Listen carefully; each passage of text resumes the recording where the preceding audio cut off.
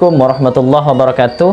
Apa kabar sahabat? Semoga kita senantiasa dalam lindungan Allah Subhanahu wa Ta'ala.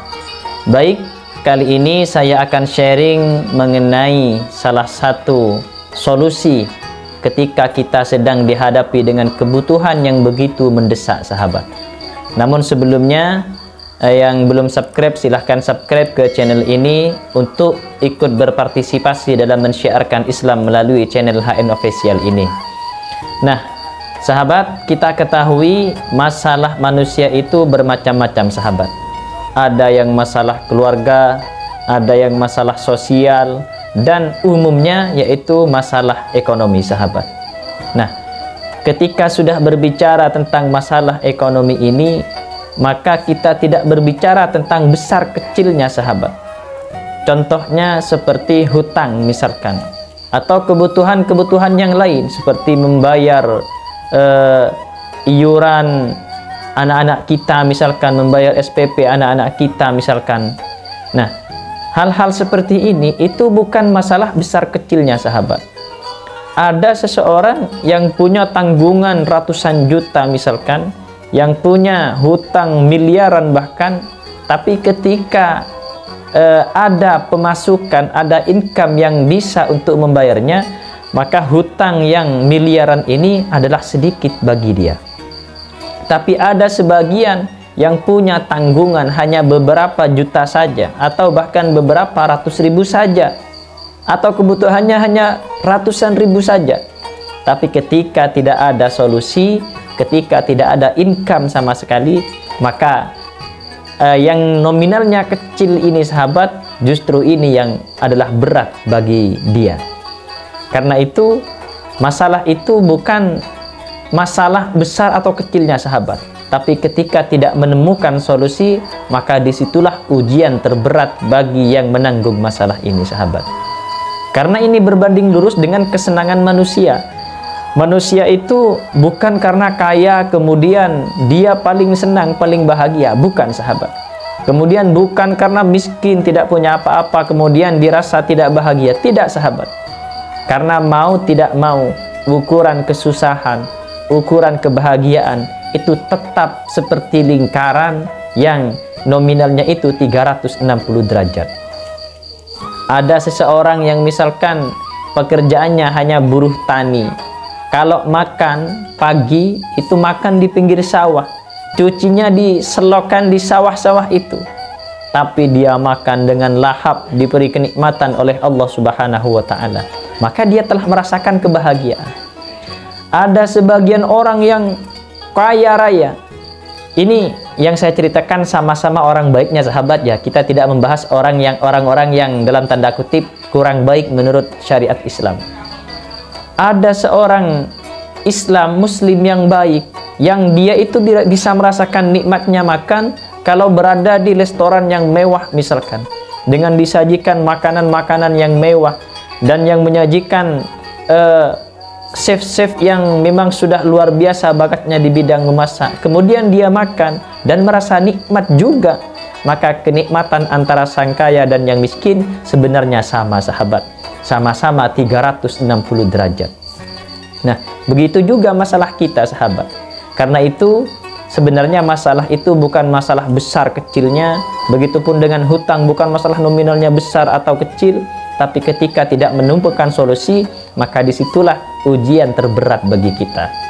Nah, masalahnya sahabat, dalam keseharian kita, ketika kita diuji oleh Allah Subhanahu wa Ta'ala, kadang kita keliru menanggapinya. Bagaimana tidak? Kita bayangkan saja, kalau misalkan kita tengah punya hutang dan kebutuhannya mendesak, karena misalkan ditagih, apalagi hutangnya ke rentenir, debt collector, dan lain sebagainya, misalkan sahabatnya. Nah, ketika sudah dalam keadaan mendesak seperti ini, apalagi rumah mau disita misalkan, maka kebiasaan mayoritas manusia itu larinya kemana sahabat? Yang pertama, pasti pinjam ke tetangga atau pinjam ke saudara. Kemudian barulah kalau oleh saudara tersebut tidak dikasih, tidak diberikan, bahkan kadang kita hanya dihina, kita larinya kemana sahabat? Ke perbankan. Kita cari pinjaman ke sana ke sini, ke bank sana, bank sini. tapi kenyataannya juga nihil. Kita tidak diberi pinjaman. Setelah ke tetangga sudah, ke sahabat sudah, ke teman sudah, ke bank juga sudah, dan kita tidak ada pilihan lain, barulah kemudian kita akan memanggil satu nama yang sangat agung. Siapa itu? Ya, dia itu adalah Allah Subhanahu wa Ta'ala. Ketika sudah tidak menemukan solusi lagi, maka biasanya kita akan mengeluh, ya Allah, begitu sempit usaha hamba ya Allah. Nah, jadi mindset pertama yang harus kita lakukan adalah mengubah mindset ini, sahabat. Kita dahulukan Allah. Saat kita dalam keadaan terdesak, dikejar-kejar oleh debt collector misalkan, dikejar kebutuhan biaya hidup misalkan yang begitu mendesak, maka mindset kita yang pertama adalah mengingat Allah Subhanahu wa Ta'ala. Jangan kesusu pinjam ke sana ke sini, sahabat. Nah, gimana caranya?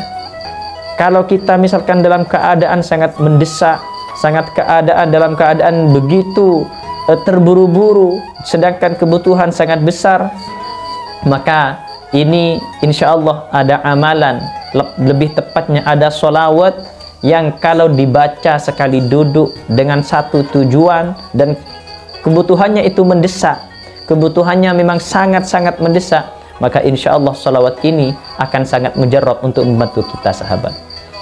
Nah, gimanakah cara mengamalkannya?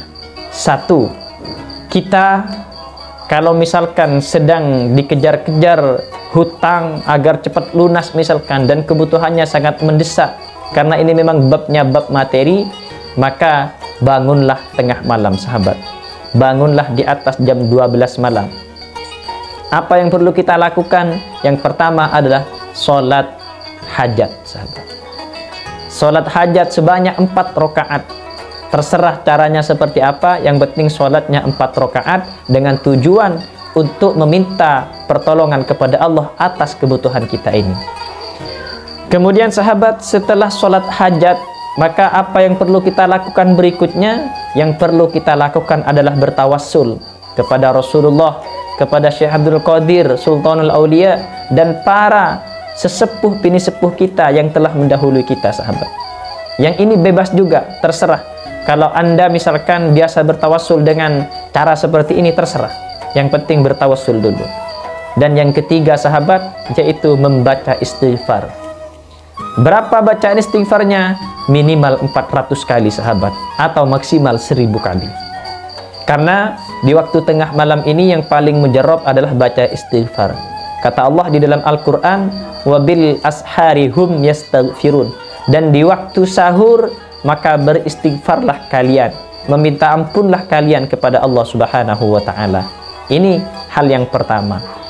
Kemudian setelah membaca istighfar, sahabat, maka bacalah sholawat yang khusus untuk kebutuhan mendesak ini, sahabat. Apa nama sholawatnya? Sholawat ini biasanya dibaca oleh rutinan Majelis Nahdlatul Ulama. Nama sholawatnya adalah sholawat mukhatab atau sholawat adrikni. Silahkan, tapi teksnya insya Allah akan saya tambahkan di layar ini. Sholawat adrikni ini, sahabat, memang sholawat yang diijazahkan oleh para ulama-ulama NU kalau kita tengah menghadapi kebutuhan ekonomi yang begitu mendesak.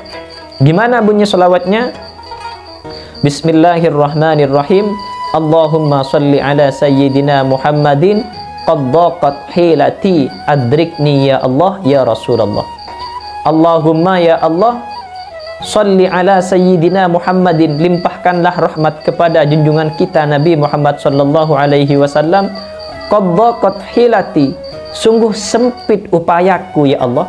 Maksudnya sempit dalam usaha memenuhi kebutuhan ini, maka adrikni ya Allah ya Rasulullah, tolonglah hamba, wahai Allah, wahai utusan Allah Subhanahu wa Ta'ala. Jadi ini sholawatnya, sahabat. Sholawat ini dibaca sebanyak 77 kali. Kalau memang sangat-sangat mendesak dan kebutuhannya sangat besar, maka dianjurkan oleh para ulama Nahdlatul Ulama, yaitu dibaca sebanyak 313 kali, sahabat. Insya Allah, apapun kebutuhan kita, saat itu juga akan dipenuhi oleh Allah Subhanahu wa taala dengan cara Allah Subhanahu wa taala. Dan setelah baca sholawat ini, apakah kemudian kita selesai berdiri? Tidak, sahabat. Ditutup dengan baca suratul Waqiah sebanyak minimal 11 kali.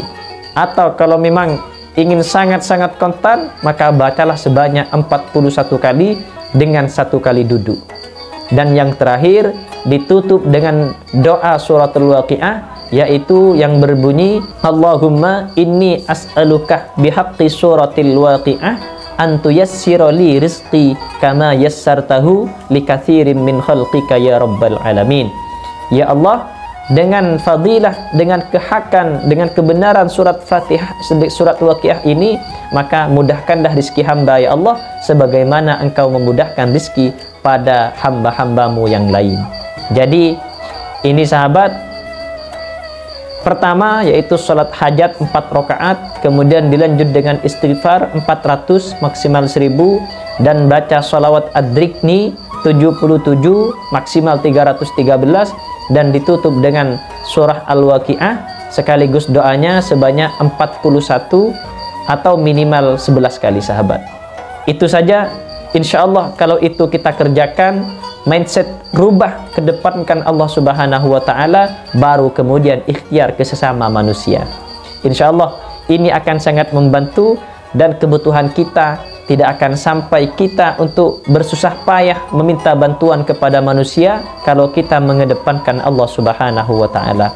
Mudah-mudahan kebutuhan apapun atau hajat apapun yang tengah kita alami sekarang ini, mudah-mudahan Allah mudahkan semuanya, Allah kabulkan semuanya. Amin ya rabbal alamin. Demikian sahabat, sharing saya pada kesempatan kali ini. Mudah-mudahan bermanfaat. Saya akhiri. Wassalamualaikum warahmatullahi wabarakatuh.